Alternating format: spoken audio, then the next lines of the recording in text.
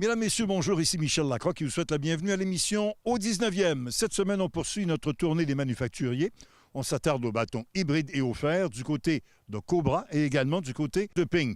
Émilie, tu nous fais découvrir un petit bijou? Oui, on commence la saison en grand en vous faisant découvrir le Golf Exécutif Montréal, golf de haute qualité situé à quelques minutes du centre-ville de Montréal.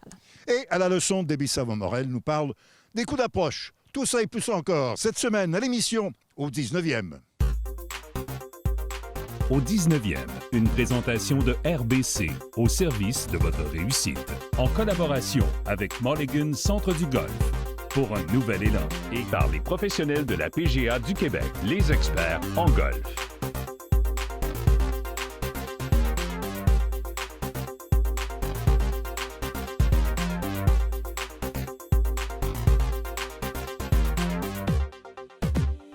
Salut tout le monde, c'est l'heure de votre chronique équipement. Cette semaine, on plonge dans les nouveautés du côté des ensembles des fers. Il y a beaucoup d'ensembles, Sylvain. On va en parler pour 2 émissions, à commencer par Titleist, Ping et Cobra. Titleist, ça fait des années qu'ils ont du côté des ensembles des fers la série AP. Là, maintenant, on est avec la T-Series, comme on dit en anglais. Quel fer remplace quel fer pour situer les amateurs? Écoute, le T100 remplace l'AP2, okay. Le T200 remplace l'AP3, le T300 remplace l'AP1 et un nouveau dans la famille, le T400, qui est le modèle le plus indulgent de la famille. Une des grandes technologies au sein de la famille T-Series, ça s'appelle la Max Impact. Pour nous en parler, des ingénieurs de chez Titleist. The loss on these products, the strongest of our products, the tree that we use, the structures that we use for the T400 allow properties that will help the stronger lofts be more playable for that target consumer that needs and wants that distance, right? So you can see the soles are very wide, the chassis is very large, so it's very forgiving heel-toe. The wideness helps the heel-toe forgiveness and also allows us weight and CG in locations that help get the launch out of that product for the strong loft that it has. Now that coupled with the shaft choices that we made as well, all help to make that a playable product for that type of consumer. 100 with Max Impact now is kind of the evolution of our AP1 chassis. So, and the focus here with the Max Impact technology is one, again, to help create off-center ball speed and maintain maximum ball speed in the center of the face. 2, it also provides in that type of chassis where you're generating speed from the face, it also provides a better level of feel for our target golfer. So we found that golfers have, as irons have evolved into getting faster constructions or faster faces, the sound profile, the feel profile changed with that construction change. And so it's a desirable thing for a consumer to dial the feel into a place where it's considered to be, or it's preferred, right, over where it is. The long irons have less offset than AP3 does.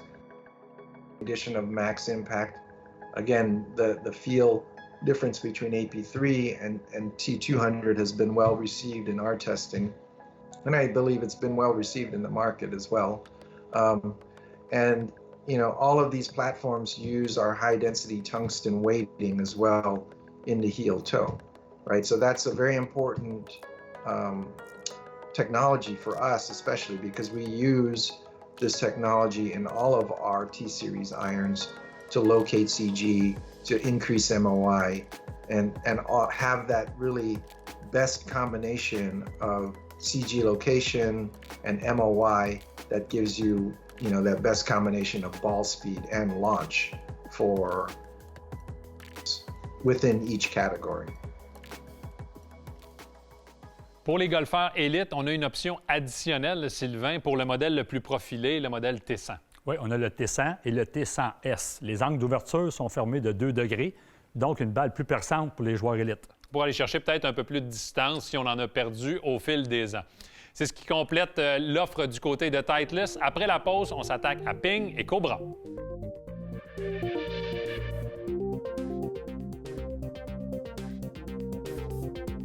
Les installations. En arrivant, est-ce qu'il y a des verres de pratique, champs de pratique, l'accueil, est-ce que c'est facile de me retrouver? Je pense que c'est primordial quand j'arrive quelque part. Je vais me prendre 30-40 minutes pour m'exercer avant. C'est des installations, je dirais, que je regarderai. La condition de terrain, parce que quand on sort, c'est le fun de voir un peu ce que les gens font sur les autres parcours. Ça nous donne des idées d'améliorer peut-être nos parcours pour qu'on va chercher des idées ailleurs. Fait qu'on regarde l'entretien, les trappes de sable, les drapeaux. Premièrement, ce que je regarde le plus, c'est la longueur des trous. Quel bâton je devrais frapper. Quand je joue un parcours pour la première fois, je vais peut-être moins oser, comment on va dire, attaquer le parcours, donc avec des drivers partout. Peut-être plus me placer en jeu, on ne connaît pas des obstacles. Donc, c'est vraiment la longueur du trou. Si je vois qu'il y a un trou, je peux frapper un fer sur le départ pour m'assurer d'être en jeu. Je vais frapper un fer. La vitesse des verres et la qualité du gazon, c'est sûr. En fait, quand je joue un parcours, je n'analyse absolument rien. Je suis là pour m'amuser, donc puis pour découvrir. Alors, je suis pas là pour analyser, mais bien plutôt profiter de la découverte d'un nouveau parcours. Question quiz cette semaine. Émilie, on parle de la puissance. Comment ne pas parler de la puissance? Ouais, les distances obtenues par les golfeurs sur le circuit PGA Tour est un sujet qui fait les manchettes depuis plusieurs années. Mais là, si on regarde le rapport sur les distances qui a été déposé la saison dernière, combiné bien évidemment au phénomène Bryson DeChambeau, on réalise que c'est un enjeu qui est encore plus chaud. Voici donc la question de la semaine. La saison dernière, combien de golfeurs ont affiché une moyenne supérieure à 300 verges en ce qui a trait au coup de départ sur le circuit PGA Tour? Est-ce A, 52 golfeurs, B, 65 golfeurs ou C, 72 golfeurs? La réponse, après la pause. Avant la pause, on vous a demandé, la saison dernière, combien de golfeurs ont affiché une moyenne supérieure à 300 verges en ce qui a trait au coup de départ sur le circuit PGA Tour? Eh bien, la réponse est C, 72 golfeurs. Et c'est bien évidemment Bryson DeChambeau qui domine au chapitre de cette statistique avec une moyenne de 322,1 verges. Ben, tu sais, Émilie, on en a toujours eu pour la puissance. On va se rappeler de John Daly. On a parlé également de Dustin Johnson. Récemment, Bryson DeChambeau. Quand on a commencé l'émission au 19e, en 2012, combien y avait-il de golfeurs qui frappaient au-delà de 300? Uniquement 21. Pourtant, c'est une colonne statistique que tout le monde regarde. La puissance, tout simplement phénoménale dorénavant sur le circuit PGA Tour. Deuxième segment pour ce qui est des ensembles des fers. Sylvain, on parle de Ping, nouveauté G425, la série de 2021. Le challenge pour les ingénieurs, c'est toujours d'offrir un look classique, mais avec beaucoup de technologie. Écoute, Ping a réussi son coup cette saison. Ils ont mis plus de poids de tungstène aux extrémités, donc un poids qui est plus stable à l'impact, plus facile. Look épuré, et on voit ici la bordure supérieure, beaucoup plus affinée. C'est à l'adresse. Le look est plus classique, on apprécie pour les golfeurs. On écoute Paul Wood, directeur de l'ingénierie chez Ping. It's our bread and butter iron. It's the iron that's designed for the widest range of people, and that would be everyone from people who are still kind of developing a consistent swing up to some pretty good golfers. You know, that's the aim, is that this iron appeals to a wide range of players, and part of that is packing in as much forgiveness as we possibly can, but also trying to make it look a little smaller, to make it look, you know, traditional for golfers who've played a long time and have a certain look that they want in their iron. So the best thing we can do is try to make it look smaller and more traditional, but have all the forgiveness of a game improvement or even a super game improvement style iron. And then this year we've been really happy in how we've managed to actually increase the forgiveness, but at the same time we made the blade length just a little smaller. It visually looks a little smaller. That also helps it be just a little bit easier to turn over, which for most players it's slightly easier to square the face is a good thing. And we've made a lot of improvements on the visuals too, the badge, using multiple materials. It helps give us a softer sound, a more solid sound, but with all the benefits you get from a thin-faced iron where the mass is spread to the side. So it's trying to get that best of both worlds again, just like with the driver, of getting the forgiveness, but getting the look of something a little closer to a player's iron. Chez Cobra, maintenant, on a toujours la famille Rad Speed également du côté des fers. Mais là, les ingénieurs Cobra se sont associés avec la compagnie HP au niveau des imprimantes. Écoute, c'est très, très impressionnant. L'insert à l'arrière a été fait par une imprimante 3D, ce qui fait que la structure est très complexe et très légère. Tu ne pourrais pas produire ça avec, mettons, manuellement. Donc, en mettant l'insert à l'arrière, on redistribue le poids aux extrémités, ce qui en fait un bâton très facile à frapper. Pour nous en parler, on écoute le vice-président en ingénierie, Tom Olsavsky, de chez Cobra. Here with the new Cobra King Rad Speed irons. Looking for some great ball flights out of these and great performance. We've done a number of things from our prior irons, and our prior irons were highly reviewed for both distance, playability, and forgiveness and feel. So in Rad Speed, we have a couple new things. One of them is obviously a 3D printed medallion. Now, this is the first time that 3D printed products are being bought to the golf industry. And Cobra has led in this technology with a number of intellectual property items that we have and a lot of work our team has done over the years. A 3D printed medallion gives a lot of flexibility because it's a design that saves you weight but has great sound and feel. We're going to continue to be one of the best feeling irons in the game with this new technology. We've also tweaked the soles a little bit to make them slightly thinner. So one of the things that we talked about with our prior products, both our Speedback and Speed Zone irons, is the soles may have been a little wide looking for some golfers. So when you see that and you say, okay, well, is that a concern and what are we looking for in playability? We're able to thin the soles out slightly and give you still that back low weighting that we need to launch those shots high. Great forgiveness from the slightly wider design, but a little bit less ground contact. So that's the one thing you'll notice right away is these new Rad Speed irons are a much more thinner, more playable sole. The other thing, obviously, we've done is our PowerShell construction continues. PowerShell is the L-shaped face piece that we use, a forged face that gives us maximum ball speed and minimal weight. That's always the game when you're trying to design a new iron is how can you get that CG lower and give more speed? Those are really the win-win scenarios for iron design. We also offer in both versions the standard, what we call the variable length, and one length. As you know, one length has been extremely successful at Cobra Golf, giving lots of opportunity to golfers to improve their play with their irons for more consistency and proper distance gapping, while being a lot easier to play in all those shots that we need. We know golfers want more consistency. In fact, every golfer on the planet, even Bryson and Ricky and Lexi, are always striving for more consistency. One length can give you a lot of that, but it's packaged with great technology with both new Rad Speed irons. Évidemment, ce n'est pas la seule offre que Cobra propose en 2021. On a plusieurs autres nouveaux fers, dont probablement le fer le plus facile à frapper. Oui, il va y avoir un nouveau T-Rail cette saison. Alors, c'est un fer plus style hybride, progressif, plus facile à frapper. On a également une nouvelle famille au style cuivré. Donc, le Forge Tech, Forge MB et King Tour seront tous disponibles, oui, en version chromée, mais également en version cuivrée. La semaine prochaine, on fait une pause pour ce qui est des ensembles de fer et on s'attaque à l'ajustement sur mesure. On en parle avec Sylvain la semaine prochaine.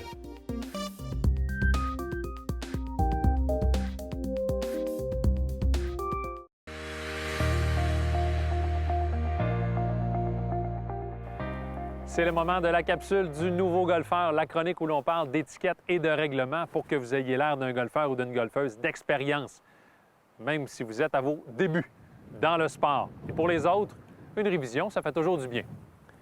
Je veux parler de réparer une marque de balle de la bonne façon cette semaine. Mais avant, qu'est-ce qu'on met dans nos poches avant une partie de golf? Il y en a qui ne le savent peut-être pas, mais mettez pas juste un tee. Plusieurs tees, ça va vous aider pour le reste de la partie. Un marqueur, pour moi, j'en mets toujours 2, différentes grosseurs. C'est une habitude que j'ai prise. Et un réparateur. Encore une fois, pour moi, le réparateur le plus efficace, ça reste le T. L'erreur que je vois lorsque les gens réparent une marque de balle, que ce soit avec un T ou un réparateur, c'est qu'ils vont soulever le centre, tout simplement, pour niveler la surface. Malheureusement, il y a un vide qui se crée et la cicatrisation ne se fait pas de la bonne façon. Ce qu'il faut faire, c'est qu'il faut ramener vers le centre. Oui, en surface, ça va se déchirer, mais au moins la cicatrisation va pouvoir se faire de la bonne façon. Prenez aussi l'habitude de réparer 2 marques. Vous allez faire plaisir non seulement au groupe derrière, mais surtout à l'équipe d'entretien. Ce conseil de golf est une présentation de Callaway. Je veux vous aider à éliminer le slice, ce fameux crochet, et peut-être vous donner plus de puissance aussi. Alors, regardez bien les erreurs que je vois le plus fréquent. Les gens s'installent, ils placent la balle beaucoup trop à l'extérieur de leur position de pied, Et aussi, en faisant ça, ils sont obligés d'avancer les mains et avancer l'épaule ici. Regardez bien comment mon bras est avancé. Ça cause un élan qui va de l'extérieur vers l'intérieur, mettre des fesses sur la balle et ça fait un slice. Alors, voici ce que je veux vous montrer. Je veux vous expliquer l'angle d'attaque que vous devriez avoir avec votre bois 1. L'angle d'attaque, on va prendre un petit avion ici pour vous expliquer que si l'avion veut atterrir, puis s'il arrive très à pic ou très abrupt, il va planter ici dans le sol, pas efficace. Qu'est-ce qu'on voudrait avec la taille de notre bâton? Imagine, j'ai l'avion qui s'en vient atterrir sur l'eau. Il va flotter un petit peu sur l'eau et après, il va repartir. Alors, c'est pour ça que c'est très important d'avoir une bonne position de la balle et une bonne position initiale pour pouvoir faire exactement ce que l'avion fait. Un pré-atterrissage, flotte sur l'eau et on repart. Alors, regardez bien, qu'est-ce que j'ai mis ici. Ici, je vous ai mis une planche pour vous montrer qu'avec la tête du bâton, on veut frapper le bois 1 dans le montant de l'élan et non dans la descente. Alors, j'ai une routine pour vous. Premièrement, vous devriez vous placer les 2 pieds collés avec la balle vraiment dans le milieu du sternum. Ça, c'est le centre de notre corps. 2, éloignez le pied arrière. 3, faites juste ouvrir le talon. Maintenant, la balle est toujours positionnée à la bonne place pour le départ. Bras allongés. Et maintenant, le secret, c'est que je prends mon colonne vertébrale et je fais juste le tilter comme ça, juste le pencher vers l'arrière. Qu'est-ce que ça fait quand je le penche de cette façon ici? Je peux placer mon bras arrière de la bonne façon. Regardez bien comment mes épaules sont bien alignées. Tout à l'heure, le défaut que je vous ai montré, mon bras était ouvert comme ça. Maintenant, en faisant le pencher ma colonne vertébrale, je m'installe de cette façon ici. Je suis positionnée pour pouvoir faire comme l'avion. J'arrive, je passe sur le haut du gazon et je vais frapper la balle dans le montant. En aucun temps, on veut que la tête du bâton frappe le gazon. C'est pour ça qu'il est sur un tee. Alors, prenez cette routine, adaptez-le. Ça vaut vraiment la peine. Je vous garantis, on élimine le slice, mais on va avoir plus de puissance aussi. Bon golf!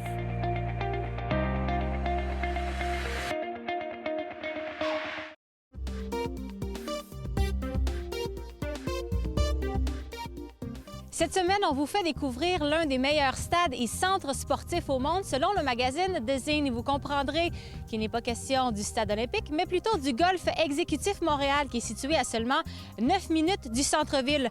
Pour nous le présenter, on rejoint sa vice-présidente, Jessica Aymon.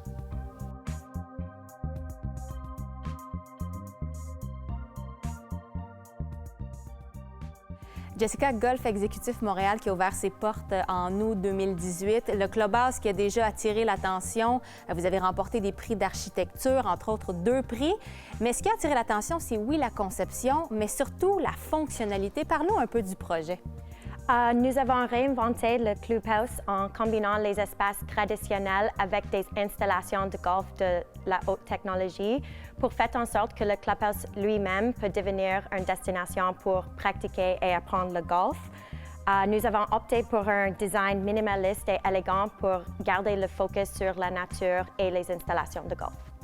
Il y avait des objectifs bien précis derrière la conception du clubhouse, mais aussi de l'ensemble du terrain ici.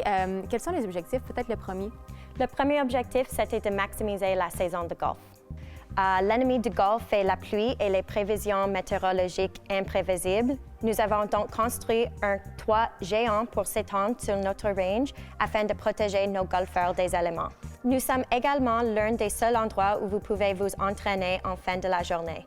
Nos lumières au-dessus et le long du range prolongent les heures de pratique jusqu'à dans la soirée, parfait pour des personnes occupées qui ne peuvent pas quitter le bureau avant le coucher du soleil. Nous avons effectivement ajouté 3 à 7 heures de plus dans la journée de golf selon le mois de la saison extérieure. Le premier objectif était de maximiser la saison de golf. Quel est maintenant le deuxième objectif? Le deuxième objectif, c'était de prolonger la saison de golf. En incorporant des simulateurs de golf virtuels dans le clubhouse, nous avons créé un moyen pour nos clients de s'entraîner à l'intérieur, éliminant ainsi l'obstacle de l'hiver au Québec. Notre saison de golf est donc passée de 6 mois à 12 mois. C'est un rêve devenu réalité pour des golfeurs québécois. Vos simulateurs utilisent la technologie TrackMan, la même qui est utilisée par plusieurs golfeurs du circuit de la PGA. Il est offert dans des salons privés qui sont vraiment parfaits pour faire des rencontres d'affaires. Oui, nous avons une clientèle coopérative assez large qui loue nos salons de golf virtuels pour sortir leurs propres clients à faire une partie de golf virtuelle. C'est une excellente alternative à un déjeuner d'affaires un jour de pluie ou de neige. Il y a les rencontres d'affaires, mais les salons sont assez privés pour faire des événements ou même des fêtes familiales, par exemple. Oui, on a fait beaucoup d'événements personnels coopératifs. On peut aussi faire des événements dans la loge où les groupes peuvent profiter d'un service privé et d'une vue magnifique sur la terrasse côté fleuve Saint-Laurent. De l'autre côté de la propriété se trouve ce que vous appelez ici le petit golf. C'est quoi le petit golf, Jessica? On appelle notre espace de pratique extérieur le petit golf car on y retrouve tous les aspects d'un terrain de golf normal sur une zone dédiée pour la pratique et le golf sans pression. La plupart des clubs de golf n'ont pas l'espace ou les installations nécessaires pour s'entraîner, mais ici, nos clients peuvent se concentrer tout seuls ou vivre l'expérience de notre processus d'apprentissage accéléré en profitant de notre équipe de professionnels et la technologie TrackMan. Le club a comme objectif d'être le club de golf le plus environnemental au monde. C'est un gros défi. Par contre, c'est quelque chose qu'on voit déjà même dans votre service alimentaire. C'est ça. Notre menu, en fait, c'est 100% à base de plantes. Nous sommes le premier club de golf au monde qui ont fait un menu 100% végétal. Et le souci de l'environnement qui paraît aussi dans la façon dont est entretenu le terrain parce qu'il est magnifique. Merci beaucoup. Oui, on a un terrain de golf 9 trous qui peut être joué en fait en moins de 2 heures. C'est parfait pour les gens de centre-ville qui peuvent jouer un 9 trous et retourner au bureau avant midi. Jessica, qu'est-ce que tu dirais aux golfeurs qui ne connaissent pas le golf exécutif Montréal et qui auraient peut-être avantage à venir le découvrir? Je leur dirais que nous offrons une expérience de golf complètement réinventée à cause de nos installations de classe mondiale et l'expérience qu'on vous offre ici, c'est génial. Et ça, c'est seulement à 9 minutes du centre-ville. Et pour les gens qui aimeraient découvrir tous les forfaits qui sont offerts ici, où est-ce qu'on peut les voir? Je vous invite à regarder tout ça sur notre site Internet. Jessica, merci beaucoup de nous avoir reçus au Golf Exécutif Montréal. Bonne saison de golf. Merci. C'est là-dessus que se termine l'émission cette semaine. La semaine prochaine, on revient avec les bâtons hybrides et les fers, cette fois du côté de Callaway et également du côté de TaylorMade. Émilie nous fait visiter les spectaculaires installations du parcours Saint-Raphaël. Tout ça et plus encore la semaine prochaine à l'émission au 19e, là où on entend, bien entendu, les meilleures histoires de golf. Au 19e vous a été présenté par RBC, au service de votre réussite.